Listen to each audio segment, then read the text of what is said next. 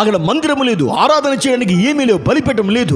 అన్య దేశపు రాజు బంధకాలు వేశాడు, వారికి పనులు అప్పచెప్పాడు. ఆ రోజుల్లో ఆ బానిసతలో పుట్టాడు ఒక వ్యక్తి, అతని పేరు నెహెమ్యా.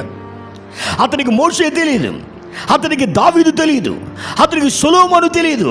అతడు మందిరాన్ని చూడలేదు, మందిర అనుభవాలు లేవు, దేవుని ఆరాధించిన అనుభవాలు లేవు ఆయనకి. అసలు నెహెమ్యాకి యెరూషలేముకి సంబంధం లేకుండా బబులోనులో పుట్టాడు ఈ నెహెమ్యా. ఈ నెహెమ్యా గారికి చెప్పారు కొంతమంది, రే నానా, మన జీవితం ఇది కదరా, మన ఇల్లు ఇది కదరా, మన పొలాలు ఇది కదరా, మన బ్రతుకులు ఇది కదరా, మన అందమైన బ్రతుకురా, మన శ్రేష్టమైన జీవితం, మనకి దేవుడు ఉన్నాడురా, ఆయన రక్షకుడు, ఆయన బలవంతుడు, ఆయన బాహుబలం గొప్పది అని వర్ణిస్తూ ఉన్నారు. ఆ యెరూషలేము కోసం వర్ణించేవారు, ఆ యెరూషలేము పట్టణం కోసం వర్ణించేవారు, వారు ఆరాధించే మందిరం కొరకు వర్ణించేవారు. ఇవన్నీ విన్న నెహెమ్యా దేవుని పైన పిచ్చి ప్రేమను పెంచుకోవడం ప్రారంభించాడు. దేవునితో సంబంధాన్ని కుదుర్చుకున్నాడు. ఎక్కడ తెలుసా? అన్య దేశములో దేవునికి అతను లోపల బలిపీఠం కట్టడం ప్రారంభించాడు.